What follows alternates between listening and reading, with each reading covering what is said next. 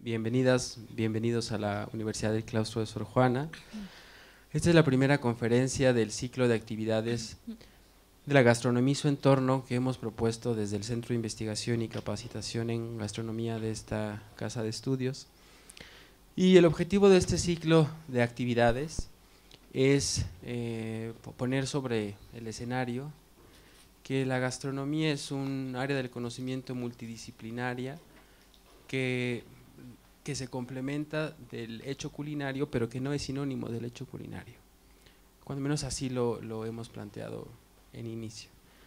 Entonces hemos hecho este ciclo de actividades para escuchar distintas voces, distintas opiniones, porque nos parece que el compromiso de una universidad es justamente eso, ¿no? La difusión del conocimiento y la apertura al diálogo.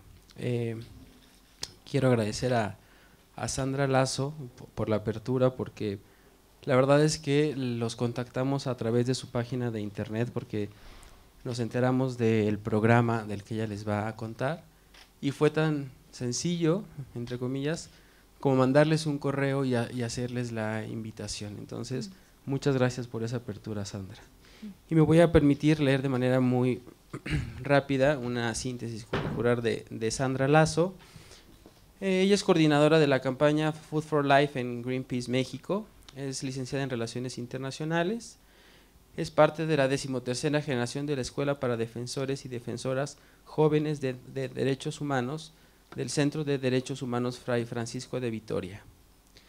Ha colaborado con diversas organizaciones de la sociedad civil, sobre todo derechos humanos, arte y desarrollo, entre las cuales destacan Oxfam México, Amnistía Internacional México, y a partir del mes de marzo de 2015 en Greenpeace.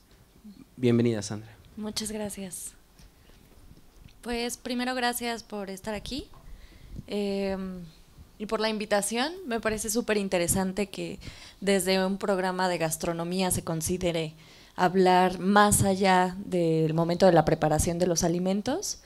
Y justo yo vengo del programa de Agricultura y Alimentación de Greenpeace México, que bueno, el nombre a nivel internacional es Food for Life o Comida para la Vida. En México lo adaptamos a Comida Sana, Tierra Sana, ¿no?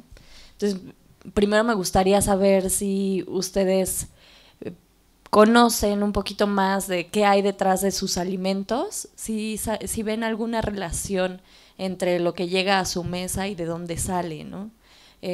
Hoy vengo a hablarles más específicamente sobre transgénicos y no sé si ustedes ya saben qué es un transgénico. ¿Saben qué es un transgénico? ¿Sí? Levante la mano quien sabe qué es un transgénico. Más o menos, muy bien. ¿Alguien me quiere compartir cuál es su visión de lo que es un transgénico?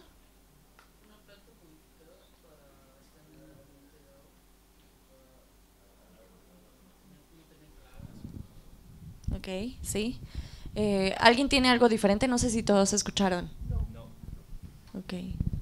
Bueno, dice que la compañera nos comparte que es una planta modificada para que no tengan plagas y puedan desarrollarse, ¿no? Sí. Oh, gracias. Sí.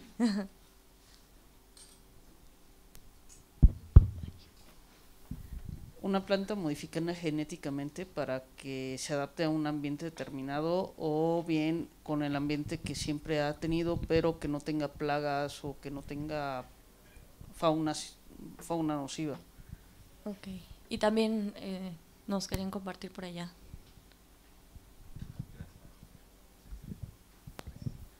Pues es cuando a un organismo le ponen genes de otro organismo, de otra especie. Sí. Muchas veces para lograr eso u otras cosas, ¿no? Sí, pues muy bien. ¿Y ustedes creen que nosotros en México consumimos transgénicos? Muy bien. Pues bueno, con eso quisiera hablar un poquito antes sobre de dónde vienen los transgénicos o qué hay detrás de los transgénicos. Me voy a parar porque si no siento que no voy a ver nada tampoco. ¿La que sigue? Y bueno, los organismos genéticamente modificados o transgénicos vienen como parte de un paquete más grande, ¿no? O sea, no solamente surgen en el mundo nada más porque sí, sino que a partir de que se impulsa en los años 70 la Revolución Verde y un modelo de agricultura industrial, surgen varias técnicas para hacer más intensiva la producción de alimentos. Esto pues porque la población va en aumento y se cree que va a tener mayor resultado para alimentar a mayor cantidad de personas. Entonces se vende este modelo de agricultura industrial que incluye no solamente los transgénicos, sino también el uso indiscriminado de agrotóxicos, que son los plaguicidas y fertilizantes, que voy a volver a este punto más adelante porque están totalmente vinculados a los transgénicos. Por supuesto, incluye la siembra de transgénicos y esto también a través de grandes extensiones de tierra, de plantaciones de monocultivo. ¿Esto qué significa? Que al final la mayoría del maíz que nosotros obtenemos o al que tenemos acceso, o de las plantas, cualquier cultivo que se puedan imaginar, no sé, incluso algunos cítricos, por ejemplo, son sembrados en grandes extensiones de tierra, un solo tipo de planta o de cultivo. Esto tiene ciertas implicaciones. Por ejemplo, deteriora la calidad de la tierra, a largo plazo pues va generando una erosión y por lo tanto cuando pierde los nutrientes pues necesitan inyectarle, bueno, no inyectarle metafóricamente, ponerle nutrientes de forma artificial porque la tierra ya no los tiene de forma orgánica. Entonces los monocultivos, además de acabar con los nutrientes en la tierra, lo que hace es modificar todo el ecosistema donde se está sembrando.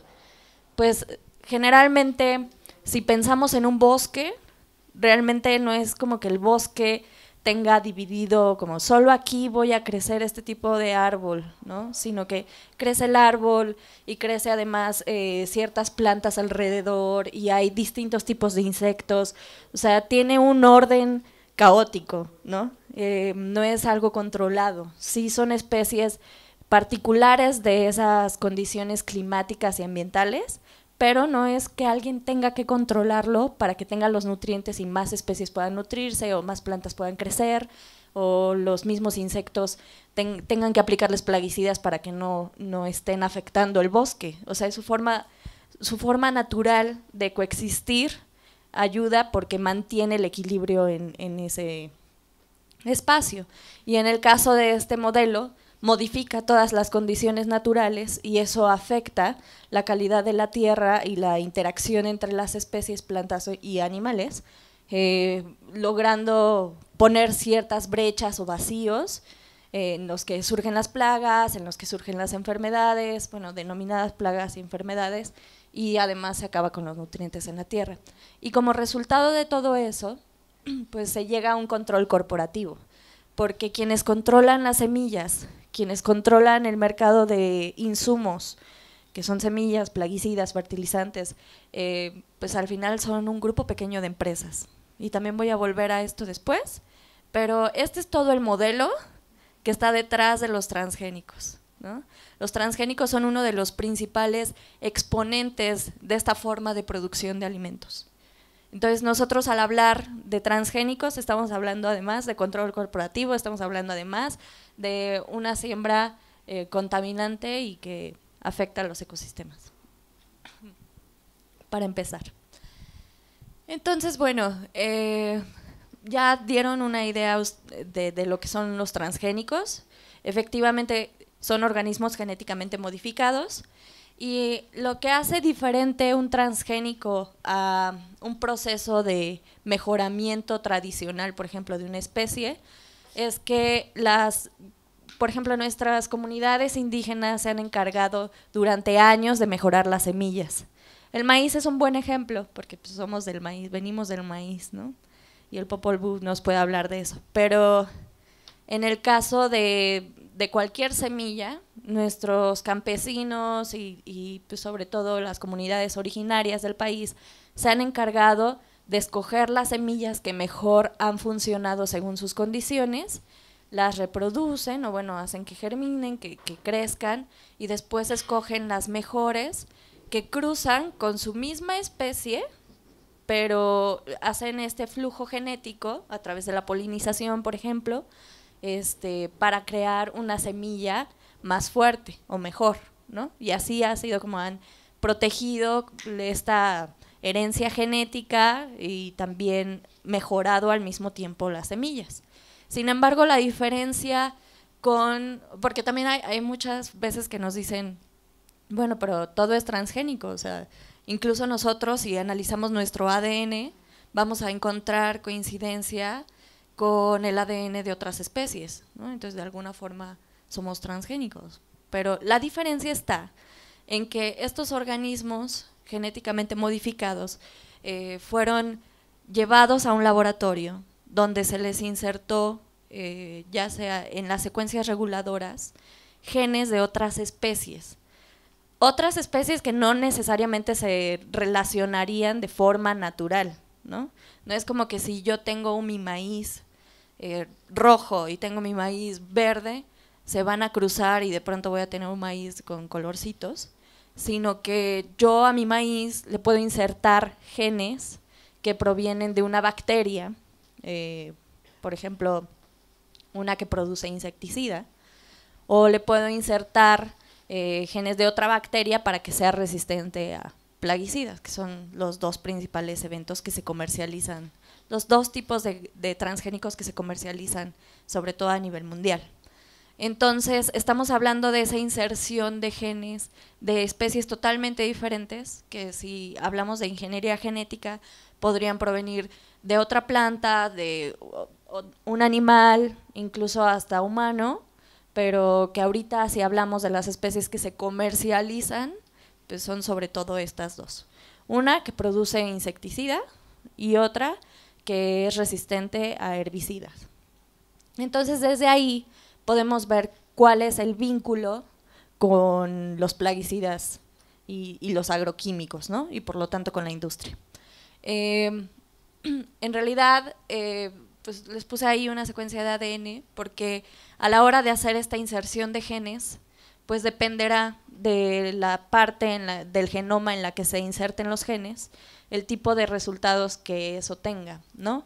Entonces, el ADN todavía no está como terminado de entender por la ciencia y es un avance todo lo que ha hecho pues la ingeniería genética en términos de investigación, pero no ha podido comprobar que los resultados sean completamente inocuos, por ejemplo, para el consumo de alimentos, y tampoco atiende otras necesidades que sí urgen en el mundo, no solo en el país, ¿no? Pero bueno, eso voy a hablar más adelante también. Ya que sigue. Y bueno, esta es una infografía que teníamos de cómo se crea un organismo genéticamente modificado. Y pues sí, muchas veces vemos imágenes de una manzana o un jitomate al que le inyectan algo, pero pues no es como que se le inyecte una sustancia y ya es genéticamente modificado. De hecho, ¿ustedes creen que se puede diferenciar entre un alimento que es transgénico y uno que no? Si yo les pongo dos aquí en la mesa, ¿ustedes podrían distinguir cuál es cuál? ¿Quiénes creen que sí se podría? Ok. ¿Y cómo lo distinguirías?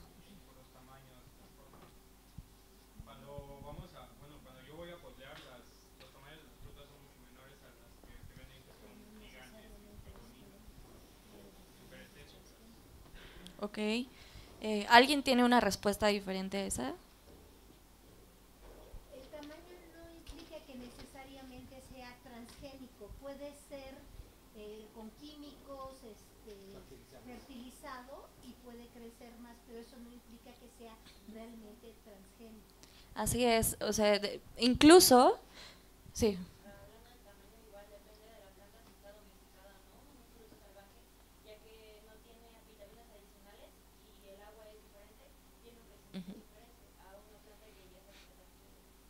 Así es. De hecho, una forma de hacerlos grandes es a través de los fertilizantes, que en el modelo agroindustrial se utilizan bastante. De hecho, a la larga, pues tiene otros efectos secundarios. Pero también es cierto, y nosotros lo vimos recientemente, pues justo hace un año fuimos a Cuba, donde conocimos varias fincas de producción agroecológica, donde no utilizan ningún insumo químico artificial, y aún así crecían algunos cultivos demasiado. Veías una col súper grande como de este tamaño, y para nosotros era impresionante porque pues romper con ese esquema de que lo orgánico no puede producir en un gran rendimiento o de suficiente tamaño, pues se rompió en ese momento en el que vimos las coles y otros cultivos, ¿no? Entonces, la realidad es que no, si yo les pongo aquí 2 manzanas o 2 jitomates o 2 maíces, ustedes no podrían identificar si son transgénicos o no, porque visualmente pueden ser muchas variantes, como las condiciones en las que crece, si son salvajes o no, bueno, silvestres o no, si tiene nutrientes o no, los colores, depende todo de la nutrición de la planta. Pero más allá de eso, tendríamos que hacer una prueba en laboratorio para poder identificar si tiene rastro de transgenes, ¿no?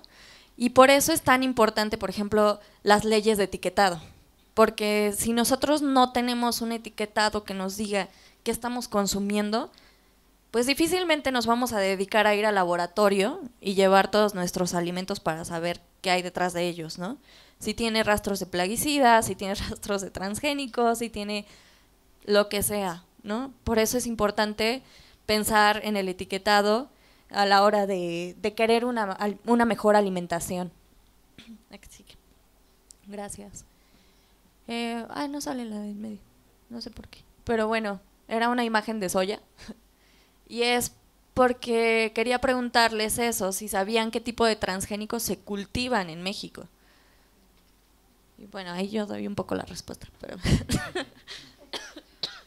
pero justo, pues los principales es la soya transgénica, que además en el mundo ya más del 90% es transgénica.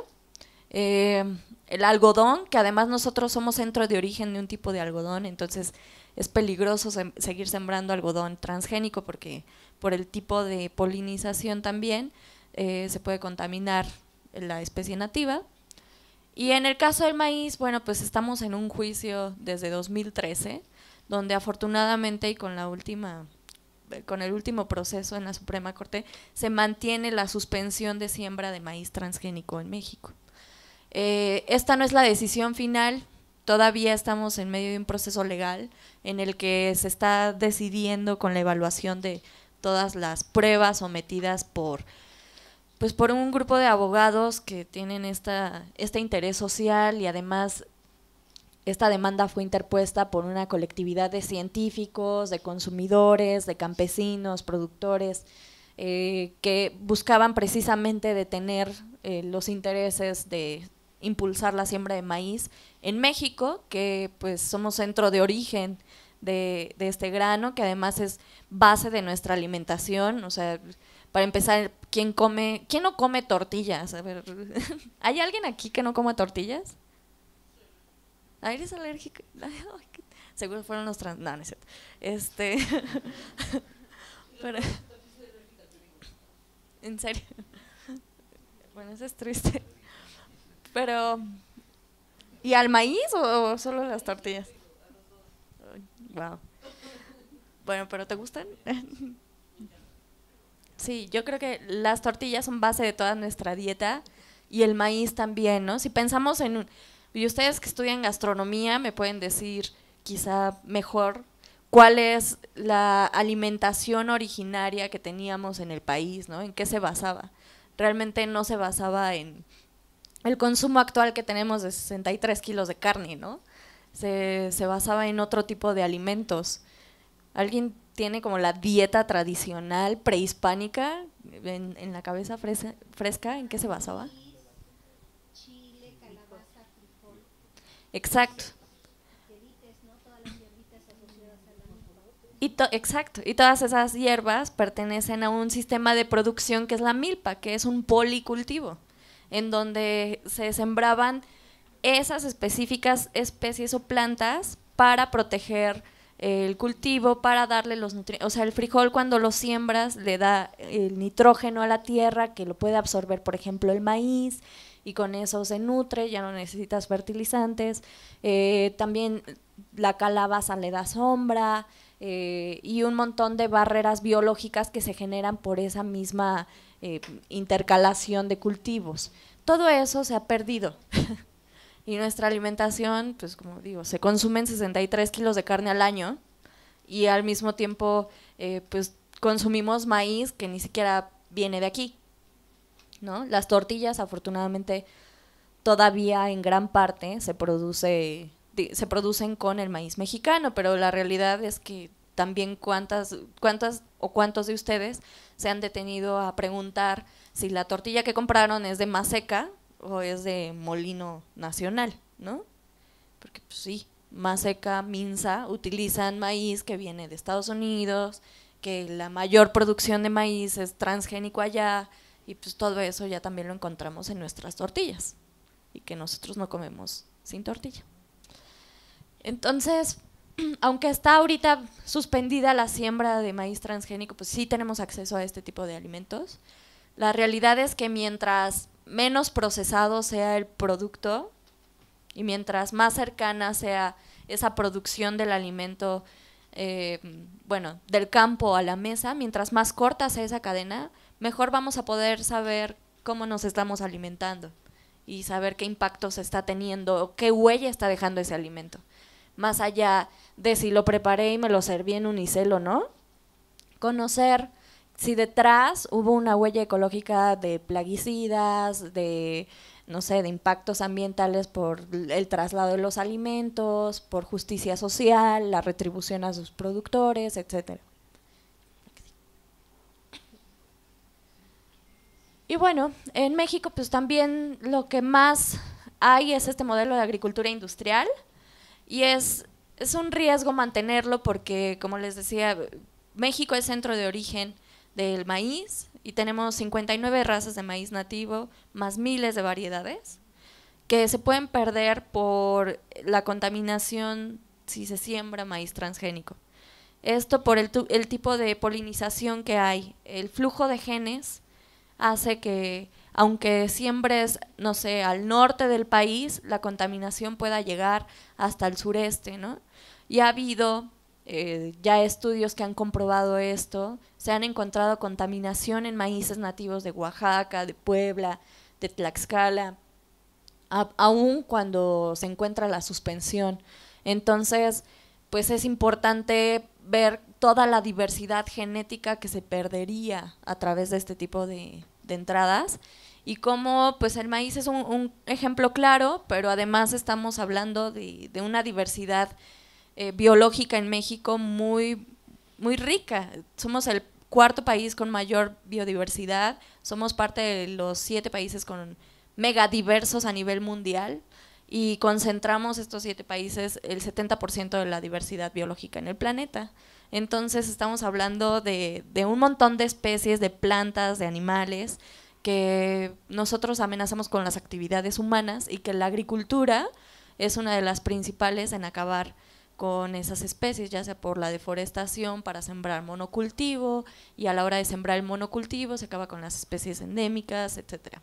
En el caso de la soya, por ejemplo, actualmente también estamos en un proceso legal en la península de Yucatán, porque se ha deforestado para impulsar la siembra de soya transgénica, sobre todo pues, por Monsanto, entre otras empresas, y lo que ha pasado es que las comunidades mayas no fueron consultadas desde antes, y por ser justamente territorio donde las comunidades están viviendo y donde se deben respetar sus derechos como comunidades indígenas, pues hay un proceso legal porque se pide la consulta previa, libre e informada, que además no se ha hecho en el debido proceso, porque primero se hizo la siembra y luego se les consultó, y entonces ya hubo un montón de impactos porque la mayoría de las comunidades se dedica a la apicultura, y entonces las abejas van a estos plantíos de soya donde se aplican plaguicidas,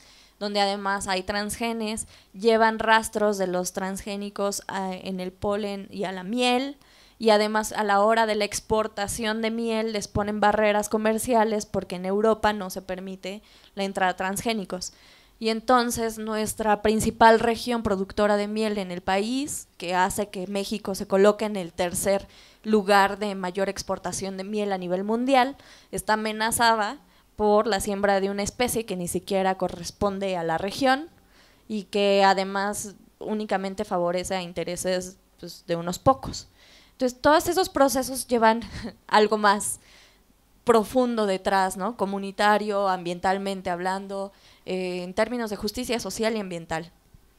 Y por eso, en un país como México, donde además las leyes o el marco legal es tan débil, realmente prestarle atención a lo que estamos consumiendo o a lo que estamos utilizando para producir alimentos es fundamental para garantizar otro sistema alimentario. Y bueno, ¿dónde queda la gente en todo esto? Pues no solamente se ha afectado ambientalmente con la siembra de transgénicos, ¿no? No solo pone en riesgo las especies o la diversidad genética, sino que, como les decía antes, pues son las empresas las que controlan los insumos, como las semillas o los agroquímicos. Entonces, por ejemplo, ya ha habido casos de demandas, sobre todo en Monsanto ha sido las que más documentadas han estado, de demandas a productores, esto a nivel mundial, que por contaminación genética han encontrado transgenes en su campo de cultivo. No es que ellos hayan querido producir ni siquiera transgénicos, pero por encontrar la presencia de su patente de transgénico, los han demandado para que porque no podrían reproducir esas semillas o ese transgénico. Y esto es muy riesgoso porque, primero, los productores no tienen la opción de no producir transgénico porque por la contaminación, pues no pueden decir, ay, polen, hasta aquí te detienes porque este ya es mi parcela, ¿no? O no pueden poner como una pared como la de Trump, de 2 metros, y decir, ya, hasta aquí quedó, eso es transgénico y esto no. Pues no, las barreras territoriales son solamente para nosotros humanos que creemos que eso nos va a servir para funcionar como sociedad, pero la naturaleza no funciona así. Entonces, eso pone en riesgo la decisión y la autonomía de los productores para decidir qué y cómo producir. Ellos controlan ese mercado, ellos controlan las semillas y las hacen de tal forma también en la que tú no puedas recuperar la semilla y reproducirla, sino que tengas que comprar cada ciclo agrícola estas semillas y por lo tanto seguir gastando dinero en eso, en las mismas empresas, ¿no? Por el otro lado, se pierde todo este trueque, donde antes compartías entre productores o campesinos sus propias semillas. Estas son las que yo he trabajado, han sido las que yo he mejorado, te las intercambio, tú me compartes de tus semillas y con eso vamos nosotros produciendo cada vez mejores semillas. Se rompe con toda esa dinámica y entonces todo queda en las manos de las corporaciones, sobre todo en países como México, donde tenemos políticas públicas que te dan tu paquete de semillas, ya que son híbridas de estas multinacionales, Syngenta, Dow, Monsanto, etcétera, y además te recomiendo qué agroquímicos usar. Entonces, estos agroquímicos pues también los producen las mismas empresas. Al rato les voy a poner una gráfica del porcentaje que se lleva cada una, ¿no? Y pues por el otro lado, estamos pensando, bueno, ahorita les platicaba como del control y de lo que se enfrentan los productores, pero nosotros, si ellos controlan los insumos, pues al final están controlando qué llega a nuestra mesa. Ellos son los que están decidiendo cómo alimentarnos. Y esto es lo que queremos cambiar. Queremos cambiar a que nuestra participación sea más activa y que nosotros podamos exigir cómo queremos alimentarnos y nosotros podamos decir cómo alimentarnos. Ahí. Y pues sí, si hablamos de las nuevas esclavitudes, al final, aunque sean los productores quienes trabajan su tierra, quienes van y participan por el subsidio para producir en su campo, etcétera, pues al final se ven forzados a participar en un ciclo en el que solamente te doy incentivos o solamente te doy un subsidio si produces de esta forma, si produces solamente estos cultivos, maíz, soya, frijol, ¿no? Con semillas híbridas y con este paquete. Y pues los que están detrás de eso ganando, al final, pues son las mismas empresas de siempre, y controlando todo, ¿no? Y pues pensamos realmente, bueno, si te regresas una, sí. Si pensamos realmente ¿por qué entonces se les ha promovido tanto a los transgénicos? Si ha tenido un montón de impactos a nivel social y ambiental, significa también riesgos para la salud. ¿Por qué? ¿Por qué se les ha promovido? Y entonces, ¿qué significa? ¿Que México se quedaría atrás en la vanguardia cuando todo el mundo está queriendo impulsar esta tecnología de punta? En términos de salud, no se ha comprobado que sean inocuos, ¿no? No, pero eso es en parte porque no se han hecho ni siquiera estudios a largo plazo. La mayoría de los estudios que se han hecho han sido a corto plazo para ver impactos en la salud, pero cuando no tienes un etiquetado o un control del consumo de transgénicos, como aquí, que no sabemos qué porcentaje de lo que comes es o no transgénico, difícilmente vas a poder hacer una correlación entre los impactos a la salud a largo plazo y lo que estás consumiendo, ¿no? Entonces, ha sido muy bloqueado, por un lado, el acceso a la información de las investigaciones, porque todo ha sido, o la mayoría ha sido promovido o pagado por las empresas encargadas de desarrollar ingeniería genética, y por el otro lado, también los indicadores que se han utilizado no han podido alcanzar pues estos efectos a largo plazo y comprobar esa correlación. Por ahí querían decir algo.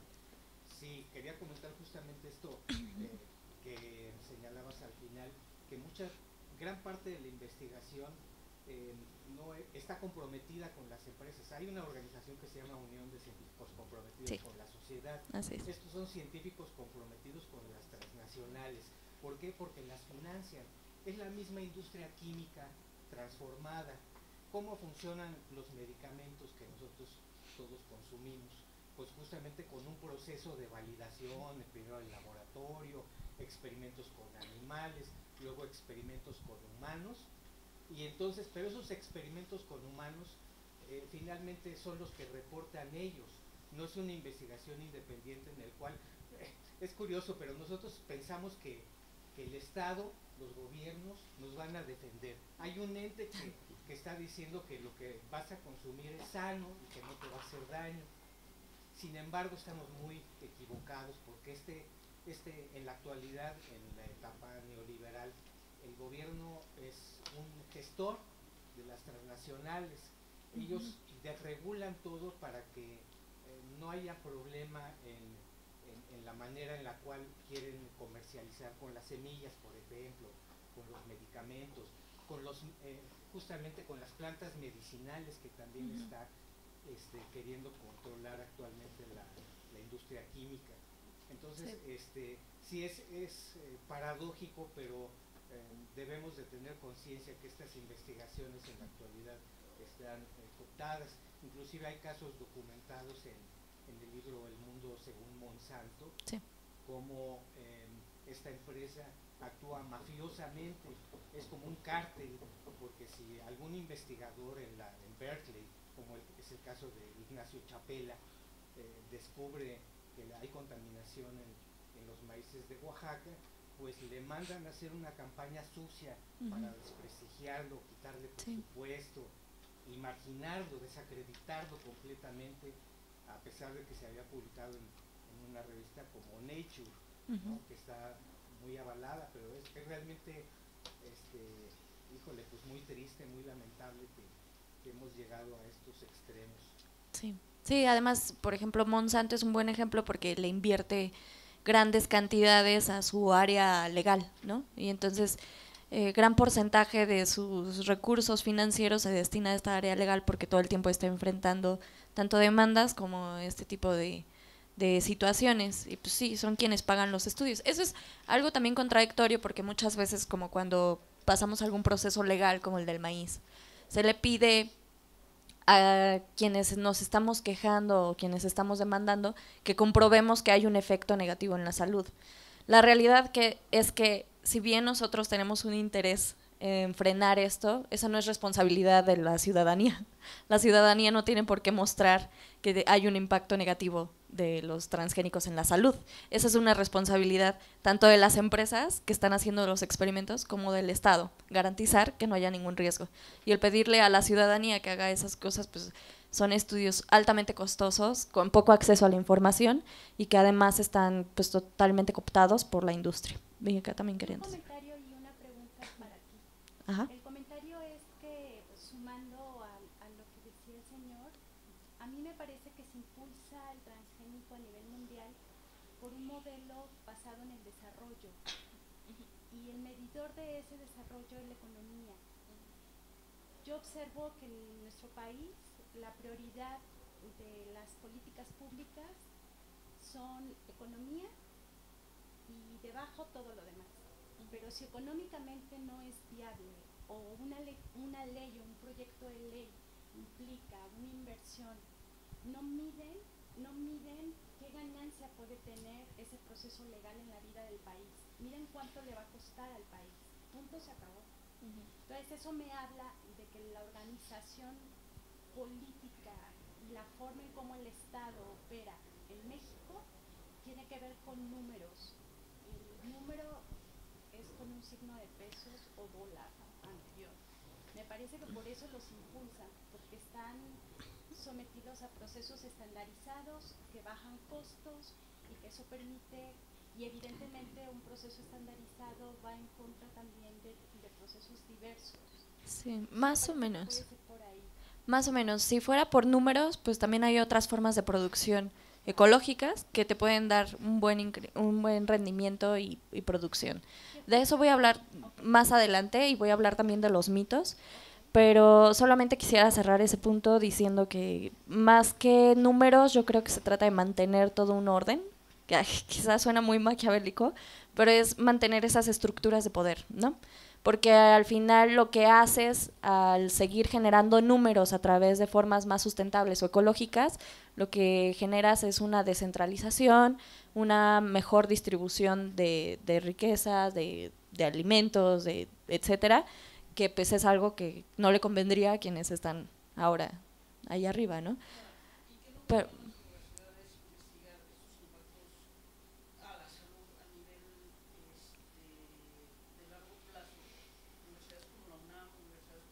hay tesis y hay colectivos de científicos que se encargan de hacer estudios tan profundos como pueden, pero pues sí, el acceso a la información y la transparencia es lo más complicado muchas veces. Y por allá querían decir algo. Ajá.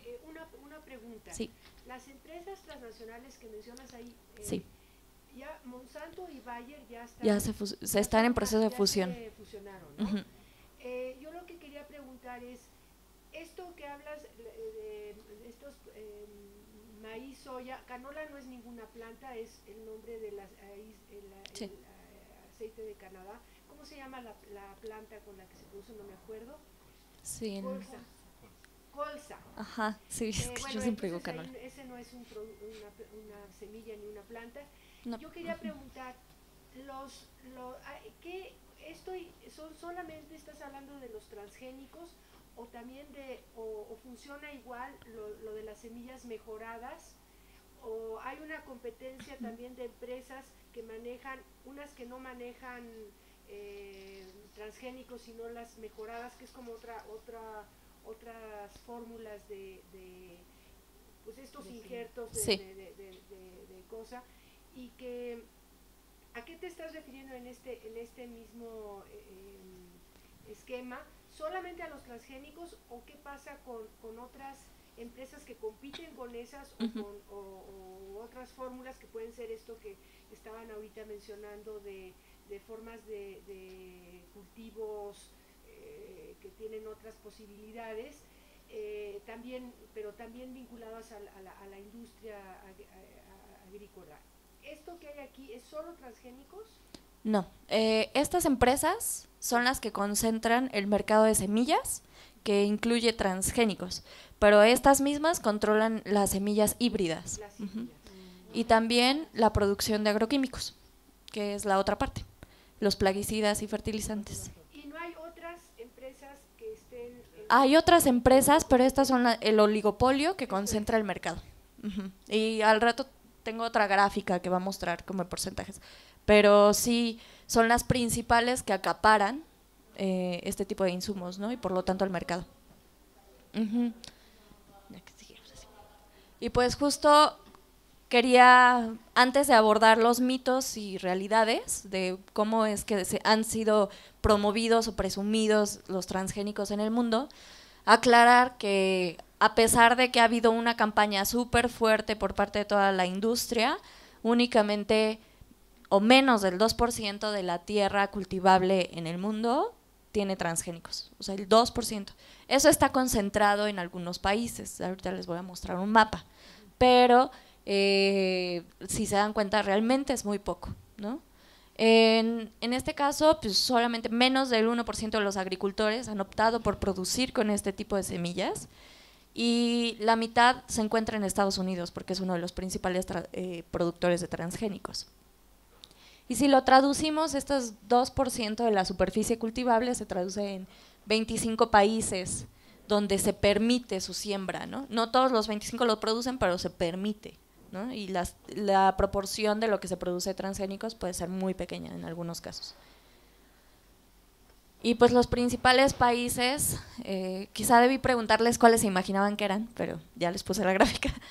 Y bueno, pueden ver que Estados Unidos concentra poquito más del 40% de la producción de transgénicos, y después de eso ya sigue Argentina, que además tiene muchos problemas por la siembra de transgénicos porque ha incrementado significativamente el uso de sustancias como el glifosato, que además en 2015 fue catalogado como probable carcinogénico, que es un plaguicida, un herbicida, y que justo esa es la otra parte de los riesgos a la salud.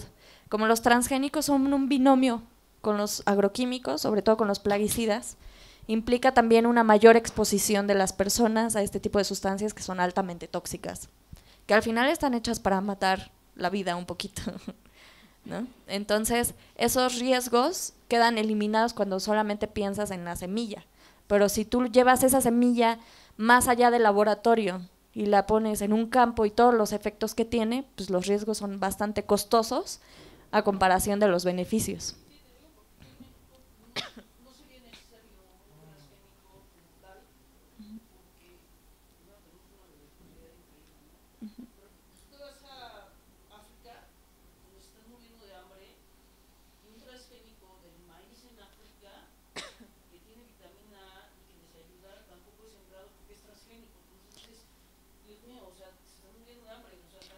Sí, no hay algo así. No hay algo así, no hay ahorita un transgénico que pueda producir. De hecho, existe toda esta polémica del arroz dorado. El arroz dorado supuestamente iba a traer como los nutrientes que iban a ayudar a toda esta población con deficiencia nutrientes. Sin embargo, después de 20 años que llevan desarrollando este arroz, ni siquiera, según el Instituto de Arroz que se dedica a su desarrollo, ni siquiera está listo. Eso no es Greenpeace, eso lo pueden ver en su página web. Y luego pues ha sido un proceso de desarrollo altamente costoso cuando se puede responder a esas deficiencias nutrimentales con platos mucho más de menor costo y con mayor diversidad.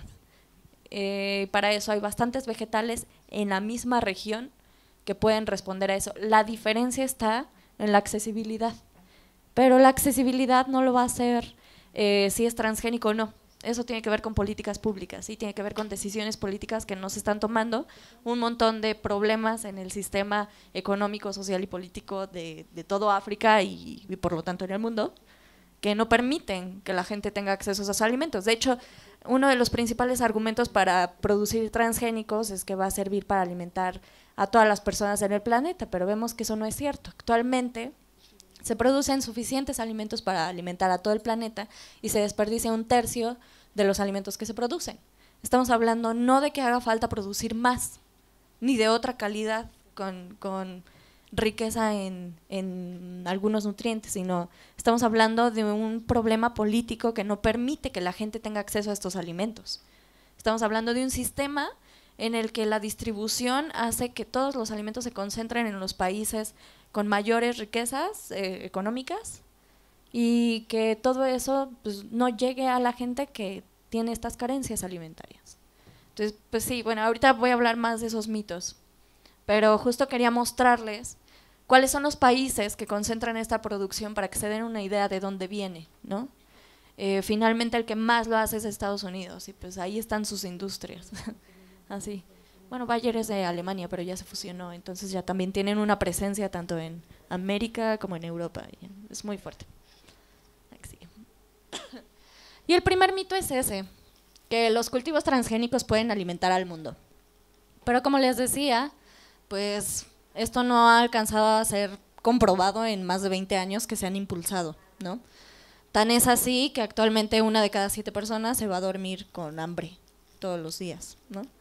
Y en México, pues no es la diferencia, ¿no? Tenemos la mitad de la población que vive con pobreza, en situación de pobreza, y pues cerca de 28 millones de personas que sufren carencia alimentaria, más todas las que no han sido contabilizadas en las cifras oficiales, ¿no? Y aún así también somos un país que desperdicia mucho y somos un país con obesidad, sobrepeso y diabetes, ¿no? Y enfermedades cardiovasculares. Entonces vemos que el problema es un tema del sistema, cómo funciona, la accesibilidad y incluso los hábitos de consumo, ¿no? Nuestras formas de decir, ay sí, hoy me tomo otro refresco, etcétera, tienen un impacto en todas esas cifras, tienen un impacto en todo esto. Y le da más argumentos a la industria para que diga, sí, por eso necesitan transgénicos.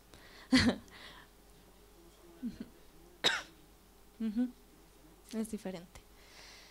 Y bueno, sí, la semilla original de soya que fue modificada precisamente para ser resistente a herbicida, que es de Monsanto, mostró un rendimiento menor del 10% a la última semilla de soya convencional, que fue mejorada por procesos tradicionales y que tenía un mayor rendimiento, ¿no? Vemos cómo hay datos, hoy no traje mucho sobre la producción, pero incluso en términos de rendimiento hemos visto que ni siquiera cumplen una mayor producción que los convencionales, incluso que los híbridos, no estoy hablando de los nativos, ¿no? Y esto tiene que ver con varios factores. Puede ser que en un principio parezca que sí, porque si tienes una semilla que está genéticamente modificada para resistir el herbicida y tú aplicas herbicida y se muere todo y esa sobrevive, pues vas a decir, pues está creciendo, tiene rendimiento. Y si yo voy a otra planta y aplico el herbicida, igual y lo mato. Pero a la larga, lo único que genera es resistencia por esa misma planta. Entonces, eventualmente, las hierbas que tú querías matar con el herbicida ya se vuelven más fuertes, y es una onda como la teoría de la evolución, sobrevive el más fuerte. Y entonces se reproducen las más fuertes. Y entonces ahora tienes que aplicar más plaguicidas. Y no necesariamente estás teniendo un mayor rendimiento, simplemente estás haciendo un control diferente de las plagas que deriva en una situación de resistencia a largo plazo, ¿no? De hecho, en Estados Unidos, que es el principal productor de transgénicos, se han identificado al menos 14 hierbas que ya han generado resistencia a la aplicación de este tipo de herbicidas, como el glifosato, que insisto, en 2015 fue catalogado como probable carcinogénico por la OMS o por el Instituto de Investigación sobre el Cáncer de la Organización Mundial de la Salud. Y en este sentido, pues vemos cómo las hierbas siguen creciendo y los cultivos pues no incrementan su rendimiento. O sea, no hay ahorita un transgénico que esté hecho para producir más, no. Más bien tienen estos componentes que en teoría ayudarían a que se desarrolle mejor la planta, pero que actualmente no han funcionado así. El segundo mito es que los cultivos transgénicos son la clave para la resiliencia climática.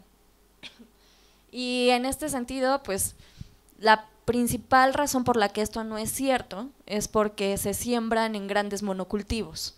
Se siembran en grandes monocultivos que lo único que hacen es pues deteriorar las condiciones de la tierra, se aplican estos insumos como los agrotóxicos y entonces se sigue deteriorando y lo menos que haces es generar una resiliencia, sino una dependencia a este sistema de producción y que a largo plazo pues significan riesgos para el suelo y la salud de la gente que los aplica, ¿no?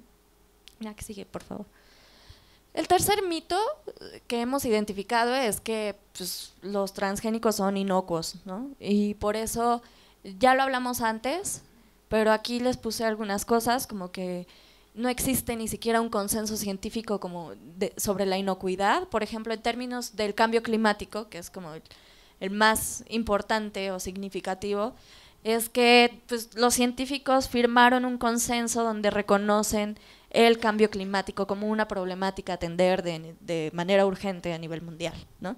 En el caso de los transgénicos no hay un consenso e incluso ha habido cartas firmadas por científicos que reconocen esta falta de consenso o que bien también piden o demandan acceso a la información porque no se han desarrollado investigaciones. Y pues esto es un poco de lo que ya les había explicado antes, que sigue sin comprenderse plenamente la relación en el genoma y por lo tanto la forma en la que se insertan los genes puede derivar en diversos resultados no considerados en un inicio, o sea que ni siquiera sea algo que se busque desde el inicio de la inserción del gen. Y que por el incremento del uso de agrotóxicos pues también se representa un riesgo a la salud. El mito 4 es que los organismos genéticamente modificados facilitan la protección de los cultivos. Y aquí es donde les hablaba de las malezas que fueron resistentes en Estados Unidos, pero también existe el desarrollo de superplagas. Y estos son los insectos que, por ejemplo, con los cultivos transgénicos que están modificados para producir su propio insecticida, pues lo que hace es que llega el insecto, se come el cultivo y entonces pues los destruye desde el sistema nervioso.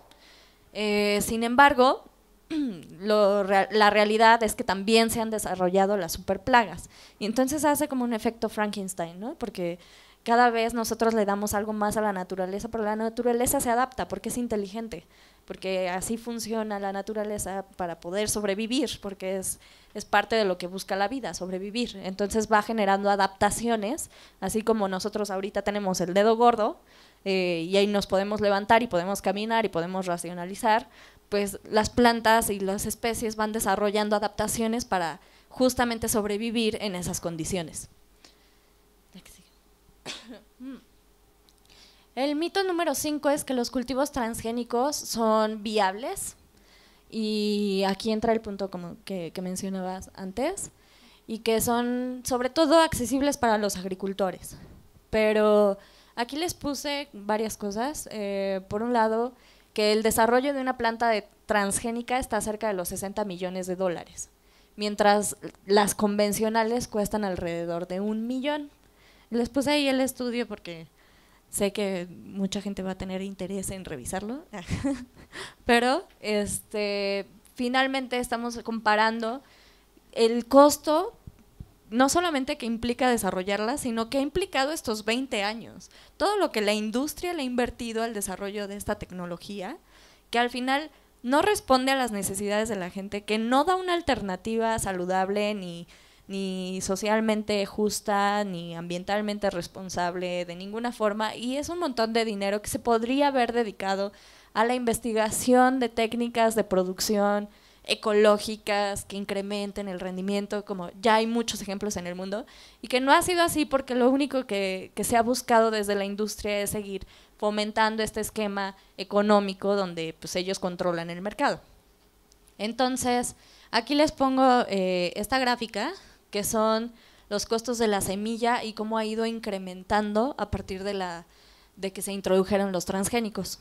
Y pues ahí pueden ver al 2000, que fue como el último comparativo que pudimos hacer, el costo de la semilla de soya, ¿no? Y el costo de la semilla de soya convencional, cómo fue de 1970 al 2000, y en comparación de la transgénica, cuánto subió en un menor periodo de años, ¿no? Entonces ahí podemos ver qué implicaciones en los costos tiene. Aquí. Y bueno, los costos de los transgénicos no solamente tienen que ver con lo económico, pero aquí les pongo algunos puntos porque es uno de los argumentos que nos dicen frecuentemente, ¿no? Que es más barato para los productores, que por eso es mejor. Pues aquí les pongo ejemplos en distintos países donde pueden ver que esto es solo eso, un mito. Y cómo el precio de la semilla de soya se ha elevado 200% en Estados Unidos, y eso es bastante, y cómo el maíz transgénico se vende al doble que las variedades híbridas en Sudáfrica, que hace rato hablaban de África, y pues ahí tenemos otros casos de algodón, ¿no? Aquí sigue. Y bueno, en ese sentido, y cuando hablábamos de la parte legal, por ejemplo, en el caso de contaminación transgénica fueron 396 casos los que se registraron de 1994 a 2013, y eso pues es bastante, a pesar de que las empresas dicen que no hay riesgo de contaminación, pues aquí se comprueba lo contrario. También 63 países han sido afectados por esta contaminación, independientemente de si producen transgénicos o no, pueden tener este tipo de contaminación, y ha pasado en México también. Una pregunta, ¿ha habido casos de contrademanda? En lugar de que Monsanto demande por encontrar genes, ¿ha habido algún productor que diga, te voy a demandar porque me contaminaste? ¿Ha habido casos? Sí ha habido, pero la maquinaria de las empresas o la industria ha sido muy pesada y han sido muy pocos los que se han ganado. De hecho, hay un productor muy famoso de, no me acuerdo si es de Canadá o Estados Unidos, que vino a México y contó toda su experiencia con el caso de Monsanto, porque primero lo demandaron, luego la contrademanda, y luego fue un proceso legal súper cansado de años, donde terminó ganando el productor, incluso este caso, a pesar de toda la maquinaria legal. Pero pues justamente pasó por un proceso incluso de difamación, de persecución, etcétera, ¿no? Entonces pues sí va más allá de los costos económicos. El siguiente mito es que los cultivos transgénicos pueden coexistir con otros sistemas agrícolas, pero vemos como cerca de 400 casos de contaminación transgénica han sido registrados en el mundo, y esto a pesar de que se plantea que es uno de los principales argumentos de la industria, por ejemplo, al buscar la siembra de maíz transgénico en México. Dicen que no hay contaminación, pero realmente se ha comprobado, y por la forma de polinización es muy fácil que exista esta contaminación. Es muy fácil, 400 casos por lo menos registrados como para que digan que no es posible que se contamine. ¿Sí?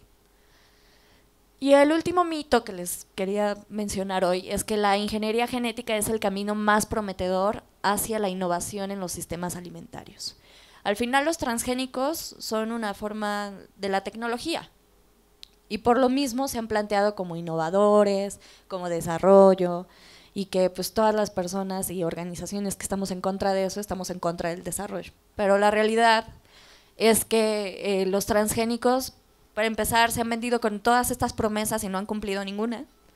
Y por el otro, pues la misma biotecnología que se ha encargado como de desarrollar esta tecnología ha tenido aportes científicos mucho más innovadores y mucho más efectivos en la producción alimentaria.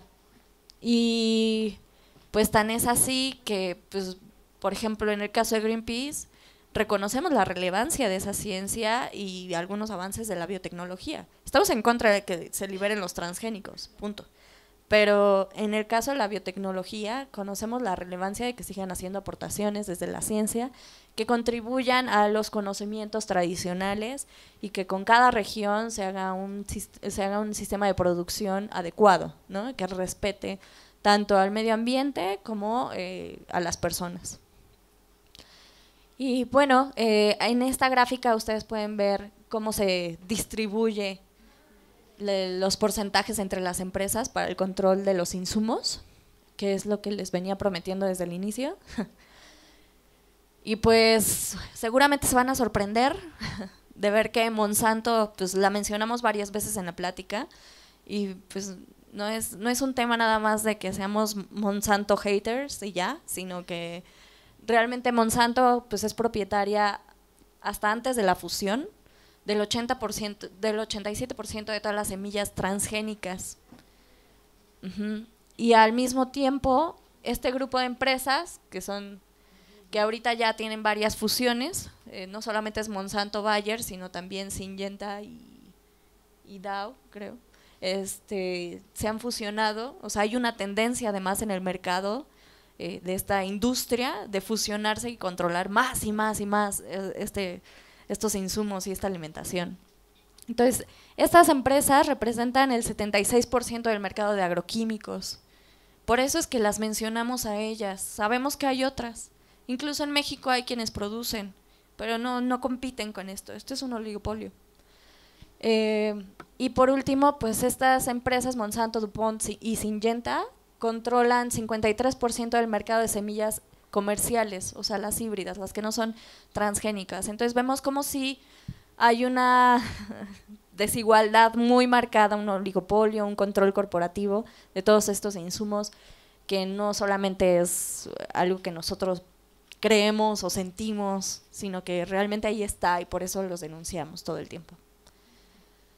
Y bueno, la biotecnología, lo que les decía, ha aportado otras cosas, como aquí les puse justo la selección asistida por marcadores, es otra técnica de mejoramiento de semillas, y esta no incluye la ingeniería genética y ha funcionado de manera más efectiva que los transgénicos y sigue siendo una aportación desde la ciencia para producir mejor, y que se puede combinar perfectamente con condiciones sociales y ambientales según la región donde se produzca. Y pues sí, no incluye poner ningún material genético externo en la planta, entonces eso elimina muchos riesgos de los que hablamos en este tiempo. Y pues la solución que vemos desde Greenpeace, y no solo Greenpeace, porque sabemos que cada vez hay más personas haciendo cosas diferentes, colectivos, organizaciones y científicos, vemos en la agricultura ecológica la respuesta a los retos que tenemos en el sistema alimentario. Y lo hemos ido comprobando poco a poco. La que sigue. Estos son algunos de los éxitos de la agricultura ecológica en el mundo. Ahí faltaría poner a Cuba también.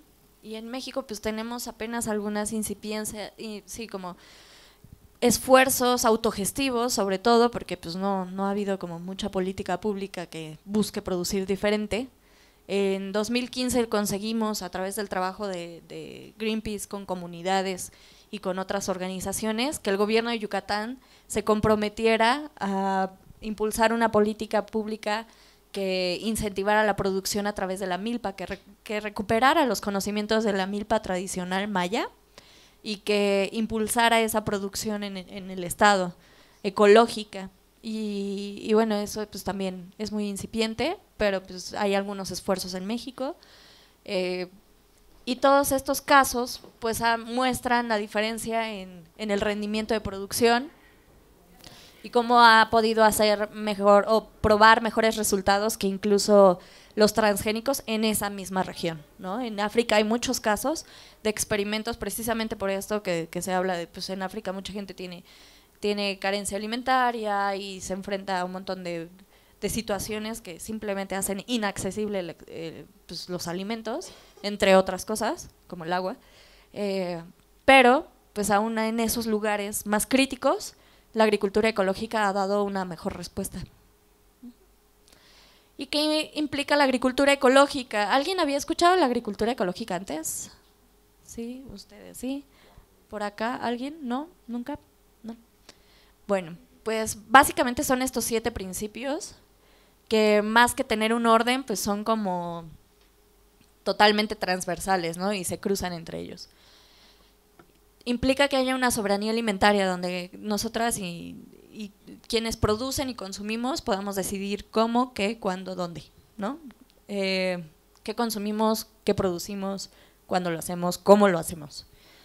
Tiene que ver con contribuir al desarrollo de las comunidades, con un medio de vida rural justo, donde haya una retribución justa por ese trabajo, donde se acorten las cadenas entre productores y consumidores.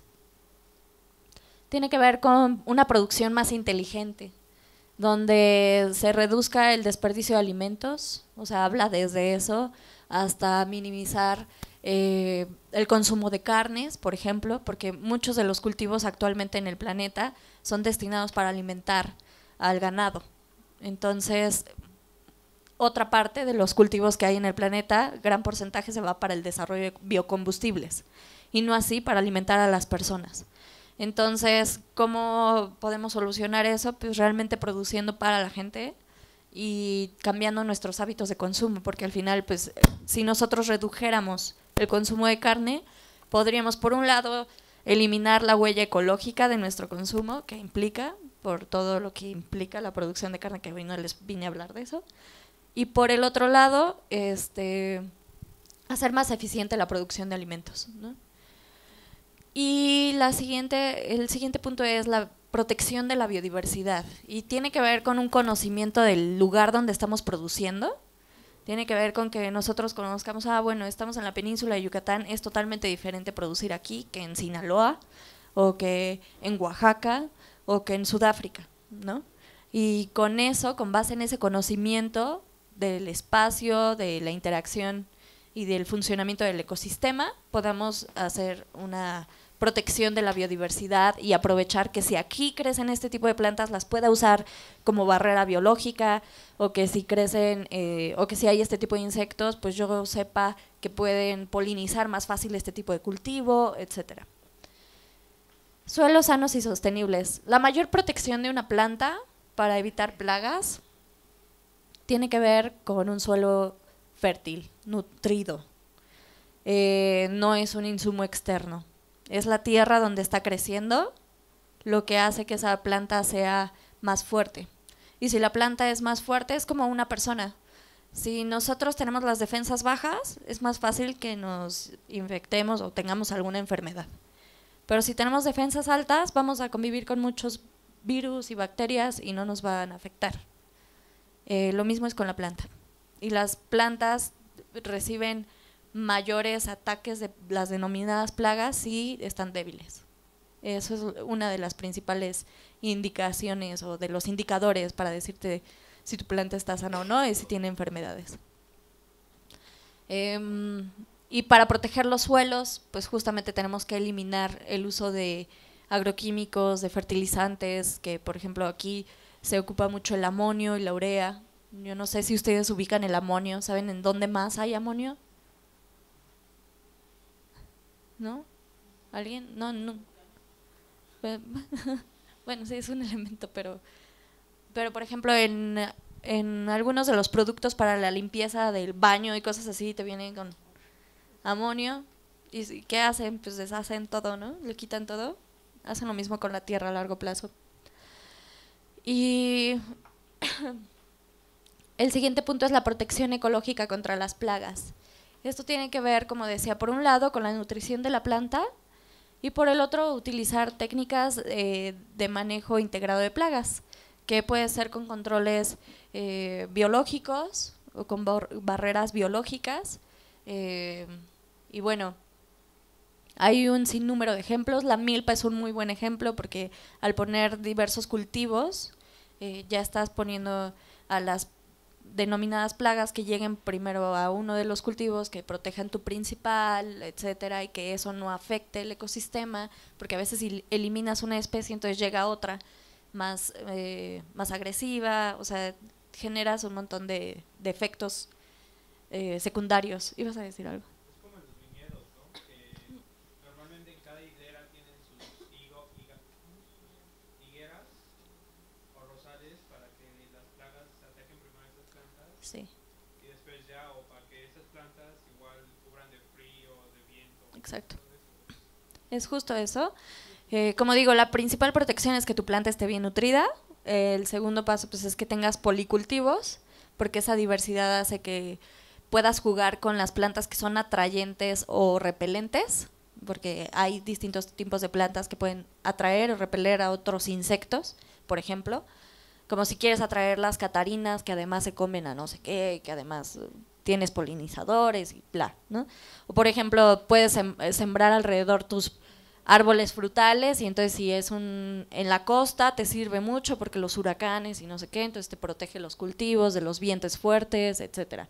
Entonces es jugar con las condiciones del lugar, con el conocimiento de ese lugar, para generar un ambiente diverso que proteja tu propio cultivo y que mantenga el equilibrio en el ecosistema, ¿no? Y por lo tanto sea sano. Y con todo esto, lo que generaríamos serían sistemas alimentarios resilientes. Que ¿alguien sabe qué es la resiliencia? Es una palabra que se puso mucho de moda, pero no sé qué tanto se explicó.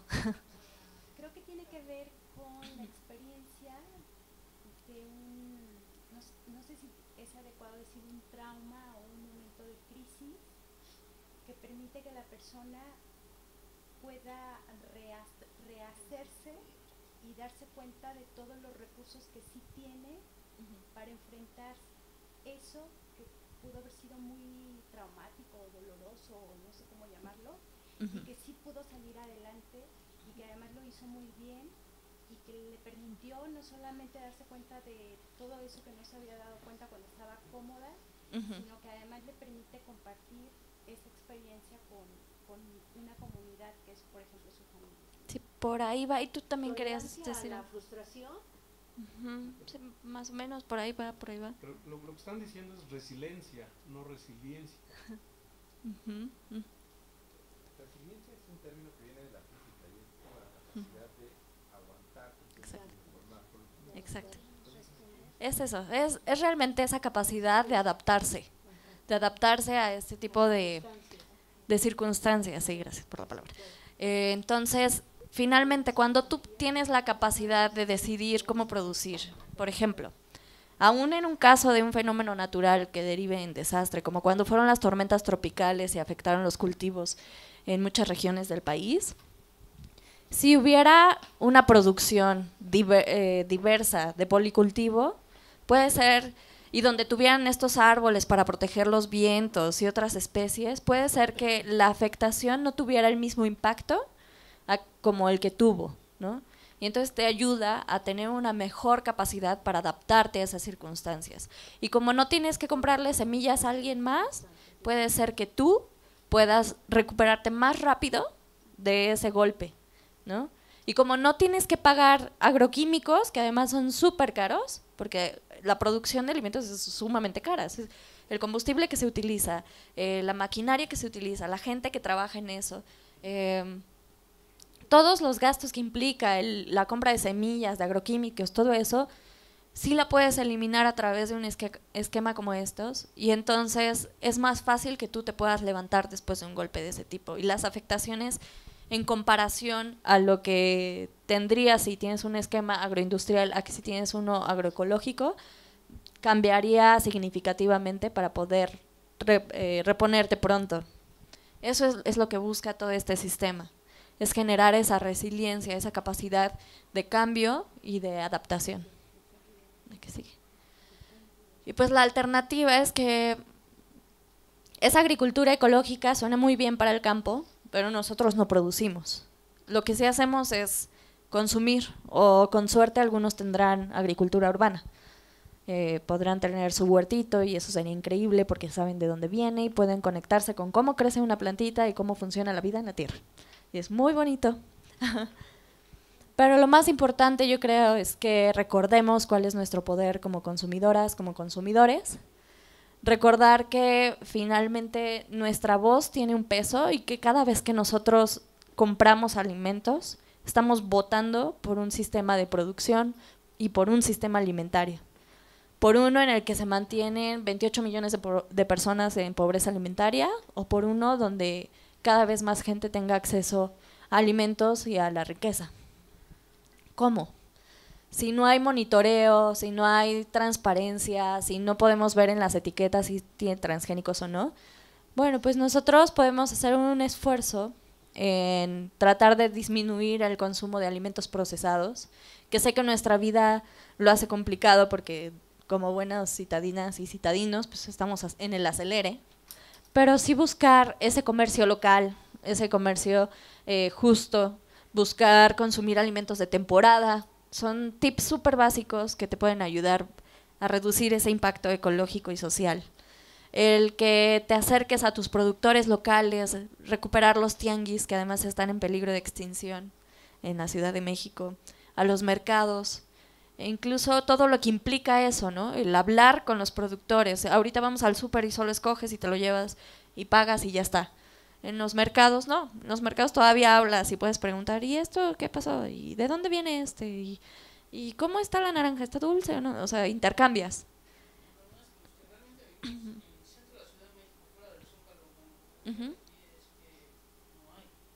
Sí. Bueno, pues te tenemos una solución. No venía preparada, pero no, no, sí venía. Pero, por ejemplo, nosotros hemos visto que mucha gente no sabe a dónde acudir por alimentos de mejor calidad o de producción local, etcétera, y tenemos un directorio verde en el sitio web. A ver, creo que está en la que sigue, no sé. Bueno, en el sitio web de Greenpeace México, que es greenpeace.mx, pueden acceder al directorio verde, que está ahí arriba, y ahí vienen establecimientos en todo el país, no solo en la Ciudad de México. O sea que aún si te quieres ir de vacaciones vas a encontrar lugares a los que puedes acudir para comprar alimentos que hayan sido de producción local y que tengan, pues que sean ecológicos, ¿no? Nosotros hacemos una diferencia entre lo orgánico y lo ecológico. Lo orgánico generalmente tiene que ver con esta certificación, que además responde a un tema de mercado, y que tiene que ver nada más con la producción libre de agrotóxicos. Lo ecológico tiene que ver con los 7 principios que les presenté, entonces va más allá. Y que no necesariamente tiene una certificación, pero sí una cadena transparente de producción. Y esto, buscar alimentos orgánicos, incluso también es un avance si no encuentran ecológicos, que implica todo este sistema diferente. Y además del directorio verde que tenemos, hicimos una guía de transgénicos, bueno, es guía de consumo responsable y sin transgénicos, que también pueden descargar gratuitamente en la página web y que está hecha después de consultar alrededor de 200 empresas de alimentos que se venden en los supermercados, y les pedimos que nos mandaran muestras de laboratorio, certificaciones y cualquier documento o estudio que nos pueda ayudar a comprobar que son libres de transgénicos en su producción. Y esto fue cuestionándoles en su producción de marcas súper comerciales como cereales, no sé, de todo tipo de alimento para bebé, chocolates, todo, porque también es importante aprender a leer las etiquetas, en donde además en esta guía de consumo pueden ver cómo identificar lo que viene en las etiquetas, porque muchas veces no sabemos qué significa qué. Pero ahí podemos ver los ingredientes, que quizá no dice transgénico, pero que ya se pueden dar una idea, ¿no? Que si ven que trae ahí algo de soya, pues ya saben que pues, el 90% es transgénica, entonces fácilmente va a tener transgénicos, cosas así, tips que vienen para que ustedes puedan identificar a la hora de hacer sus compras. Si no todo lo hacen en un mercado o en un tianguis o en una tienda de productores, pues también existe esta guía que sirva para hacer esa transición poco a poco en nuestros hábitos de consumo. Y por último, pues nosotras tenemos siempre alguna petición a una empresa, a un gobierno. El año pasado, en agosto, después de 3 años de campaña, logramos que de la mano de 160,000 personas que alzaron la voz, una empresa como Grupo Bimbo se comprometiera a impulsar una política de agricultura sustentable a nivel global, porque es la principal panificadora en el mundo. Logramos que esta empresa además se comprometiera a impulsar un proyecto piloto de producción de maíz ecológico en México. Y esto es un avance porque estamos hablando de pues, una empresa que está en el 99% de los hogares mexicanos, que además pues controla el pan en México, o sea, aunque veamos Wonder, aunque veamos de 12 granos, Orowit y otros, pues todos pertenecen a Bimbo. Entonces, por eso es tan importante que las empresas también hagan esas transiciones cuando el gobierno no está cambiando la regulación o no está generando este tipo de medidas que transparenten su producción. Y por eso también les invitamos a visitar la página web, las redes sociales, donde pueden siempre firmar este tipo de peticiones y que generan cambios sustanciales, ¿no? O sea, sabemos que no porque Grupo Bimbo produzca maíz ecológico va a cambiar que pues, sus productos tienen azúcar, etcétera. Y por eso no vamos a dejar de difundir todos los casos de la panadería artesanal riquísima y que a veces puede ser hasta de masa madre y que te elimina un montón de cosas que ustedes deben saber más que yo. Pero sí es importante que estas empresas que le llegan a mucha más gente que nosotros que estamos aquí hablando de esto, pues haga este tipo de transiciones, porque ayuda a generar cambios más grandes.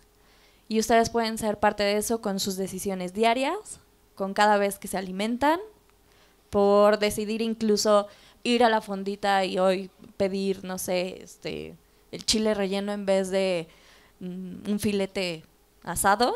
O sea, ya están teniendo un impacto en el sistema alimentario y en esa justicia o falta de justicia en el mundo. Y pues creo que es todo. Sí. Muchas gracias por su atención y en este momento si tienen dudas, comentarios, no sé cómo vamos de tiempo, pero sí, si tienen dudas, este es el momento y aquí estamos.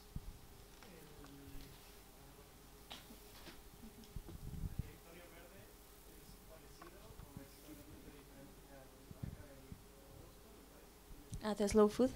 El Arca del Gusto, según yo, habla, si no mal recuerdo, tiene lugares donde se ocupan ingredientes que forman parte de la red de Slow Food. Pero el Directorio Verde, pues son establecimientos en todo el país que están produciendo de forma más limpia y justa. Entonces, incluye más que el Arca, por ejemplo. O sea, es más amplia. Uh-huh.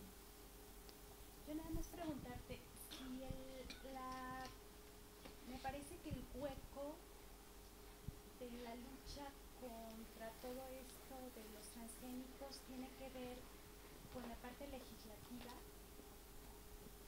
Me gustaría saber si a través de ustedes se han planteado hacer una legislación, por ejemplo, de patrimonio gastronómico para que el gobierno reconozca que ese es un bien de la nación que le corresponde al Estado salvaguardarlo.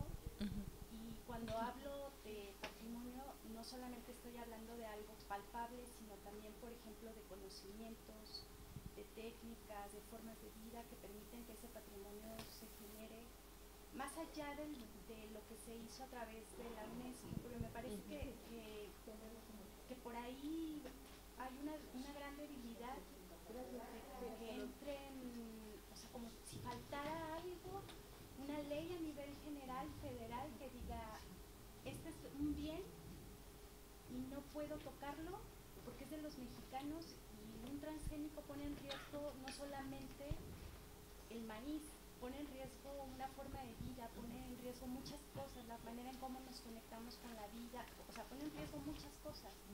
¿Hay algo que se esté haciendo para exigir que el gobierno o los encargados, las cámaras de senadores y de diputados, se pongan a trabajar sobre una legislación en este sentido? Hay muchas cosas que se están haciendo.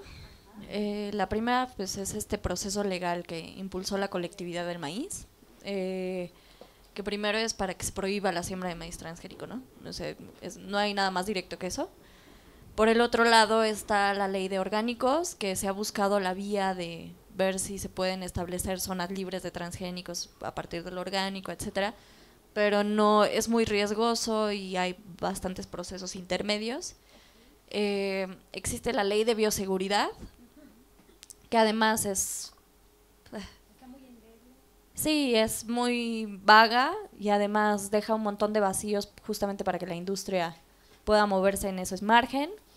Y pues sí, al final ese es uno de los problemas que tenemos como país, que muchas de las leyes existen, pero su aplicabilidad es sí, por un lado se presta como a interpretaciones según la industria, y por el otro lado pues que realmente se aplique, quién sabe, porque por ejemplo con lo del caso de la soya en la península, hubo un mandato de que se suspendiera la siembra de soya transgénica, y aún así, y con ayuda de las autoridades federales, se mantuvo esa siembra ilegal. Entonces, estamos hablando de problemas más estructurales, más que la ley, ¿no? Sí se están haciendo estos procesos. De hecho, hay organizaciones que están buscando que se reconozca la milpa como también como parte de la UNESCO, como ¿cómo se le llama? Propiedad, patrimonio intangible de la humanidad, etcétera. Pero esto no termina de frenar, ¿no? Al final hay un montón de evidencia científica sobre los impactos del modelo. Para esto de la demanda se ha hecho un montón de sintetización de información para comprobar los impactos en muchos niveles, y aún así la decisión política ha faltado, ¿no? Y ahí hace falta, pues, voluntad política para cambiar la realidad, y la voluntad política muchas veces es a la fuerza, muchas veces es gracias a la ciudadanía consciente, responsable, exigente, que se moviliza, se organiza y consigue cambios, porque pues nunca se nos ha dado nada gratis, ¿no? Nuestros derechos nunca se nos han regalado. ¿En qué países ha habido éxito en impedir la siembra de transgénicos o el control de esto, y en qué forma se ha logrado? Impedir. En América, ¿cuáles ha habido eso? En Europa no admiten. Que se prohíba la siembra de transgénicos. Sí, sí. O sea, ¿dónde se ha podido controlar esto de manera? Tenemos una lista porque vamos actualizándola.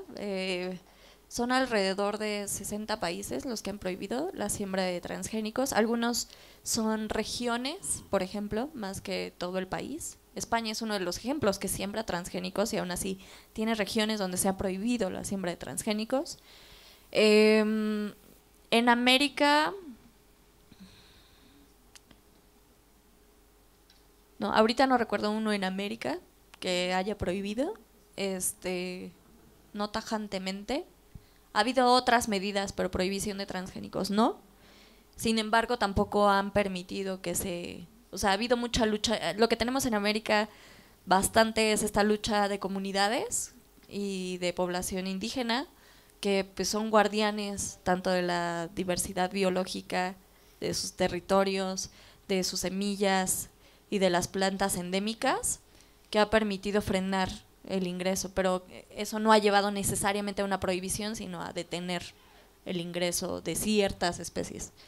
Y bueno, ha sido exitoso en los otros países, pero lo que es cierto también es que hay un doble estándar, ¿no? Porque al final muchas de las empresas que no pueden producir en el mismo país transgénicos, pues se van con sus subsidiarias y demás a otros países y se abastecen y lo utilizan como aquí. O sea, aquí está suspendida la siembra de maíz transgénico, pero pues y la mayoría del maíz que se utiliza en la industria alimentaria pues es importado, porque somos autosuficientes en la producción de maíz blanco, pero en maíz amarillo no.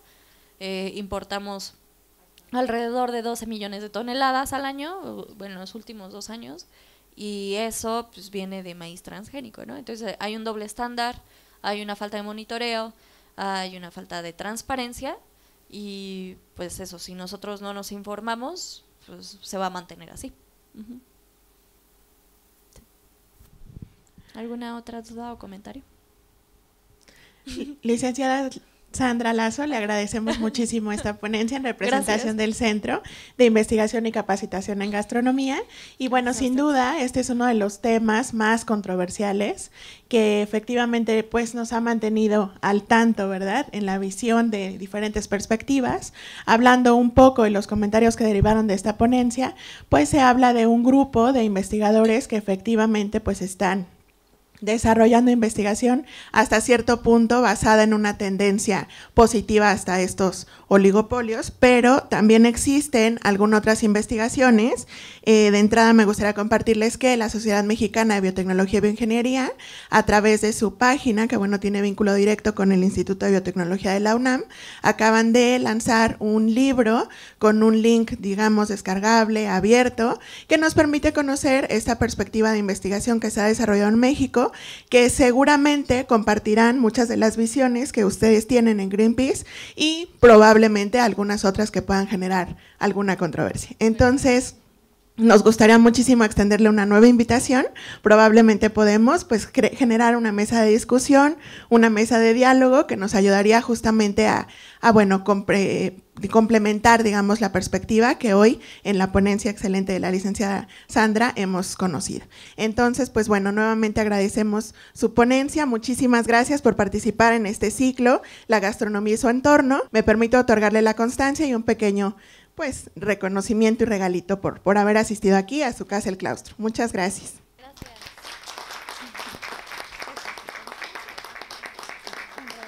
Muchas gracias, mucho gusto.